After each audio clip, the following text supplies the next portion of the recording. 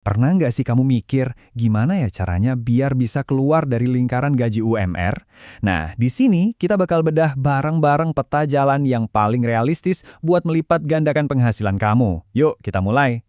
Capek nggak sih rasanya kerja keras tapi kayaknya cuma cukup buat nutupin kebutuhan aja? Kamu nggak sendirian kok. Perasaan kejebak itu nyata banget.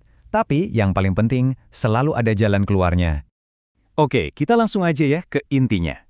Kita mau bahas gimana caranya mengubah penghasilan bulanan dari katakanlah 5 juta jadi 10 juta. Dan ini bukan ngomongin mimpi ya, tapi strategi beneran yang bisa kamu mulai terapin sekarang juga. Buat mencapai tujuan gede ini, kita nggak perlu strategi yang ribet-ribet kok. Serius deh, di level ini permainannya tuh cuma seputar dua hal ini aja. Kalau kamu bisa kuasai dua fokus utama ini, lihat aja nanti gimana keuangan kamu bakal berubah drastis. Gini deh, kita realistis aja. Kalau kamu baru mulai karir, minta naik gaji yang signifikan, misalnya dari 5 juta langsung ke 8 juta, itu hampir mustahil. Posisi tawar kamu belum sekuat itu. Jadi kita nggak akan ngandelin cara itu. Kita akan bangun kekuatan finansial kita sendiri, pakai strategi yang beda. Nah, strategi yang tadi aku maksud itu ya ini, cuma dua pilar ini. Pertama, kita bakal fokus buat nambahin keran pemasukan baru. Kedua, kita bakal jadi jagoan dalam mengelola setiap rupiah yang kita punya. Kalau kamu bisa kuasai dua hal ini, perubahan besar itu pasti terjadi. Coba deh lihat pesan di sini, ini penting banget. Untuk sekarang, lupain dulu deh soal investasi yang aneh-aneh. Fokus nomor satu kamu, satu-satunya fokus adalah gedein potensi penghasilan. Itu kunci permainannya.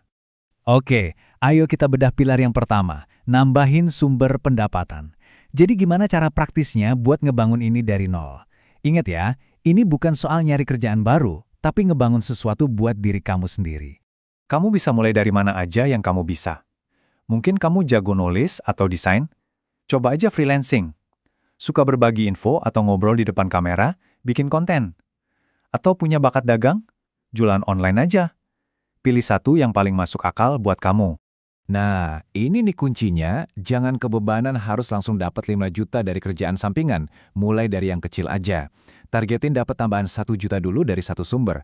Udah stabil, baru tambah sumber kedua. Anggap aja kayak nyusun balok, tumpuk terus pemasukan kecil ini sampai totalnya nyentuh angka impian kamu. Oke, nambahin pemasukan udah kita bahas. Tapi, ingat, percuma punya penghasilan gede kalau bocor di mana-mana. Sekarang, kita masuk ke pilar kedua, yaitu jadi bos buat uang kamu sendiri lewat anggaran. Ini dia cetak biru anggarannya. Gampang banget diingat. Aturan 60-20-10-10. Artinya 60% buat biaya hidup, 20% buat masa depan, 10% buat perlindungan diri, dan 10% lagi buat berbagi. Struktur simpel ini bikin semua pos penting ke bagian jatah. 60% atau sekitar 3 juta rupiah itu dialokasiin buat semua kebutuhan pokok kamu. Ini buat makan, transport, pulsa, dan mungkin buat bayar kos. Ya, ini fondasi biar kamu bisa jalan dari bulan ke bulan. Lanjut, 10% atau 500 ribu rupiah ini buat proteksi. Serius, ini penting banget. Kita ngomongin soal asuransi kesehatan dasar. Mungkin kedengarannya sepele, tapi ini tuh jaring pengaman finansial kamu yang paling vital. Slide ini ngejelasin dengan pas banget kenapa proteksi itu wajib. Coba deh bayangin, sekali aja sakit parah, itu bisa ngabisin semua tabungan yang udah susah payah kamu kumpulin. Nah, asuransi itu ada buat mencegah mimpi buruk itu jadi kenyataan. 20% atau 1 juta rupiah, ini jatahnya buat nabung. Ini uang yang sengaja kamu pisahin buat masa depan. Anggap aja ini modal awal kamu buat ngebangun kebebasan finansial nanti.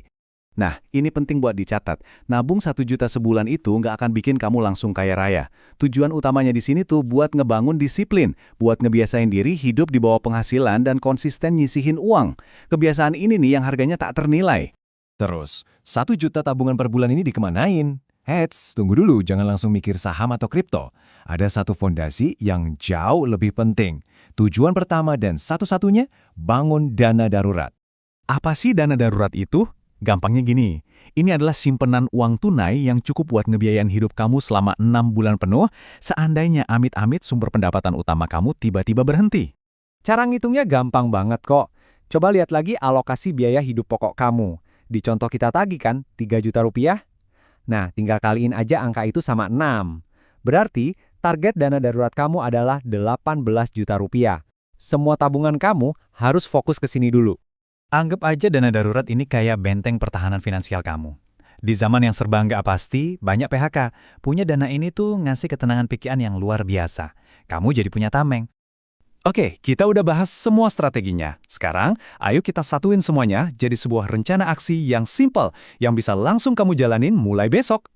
Jadi, ini dia 4 misi utama kamu. Pertama, cari kerjaan sampingan buat nambahin pemasukan. Kedua, disiplin sama anggaran 60-20-10-10 yang tadi kita bahas. Ketiga, jangan lupa amankan proteksi kesehatan. Dan keempat, fokusin semua tabungan kamu buat bangun dana darurat mulu.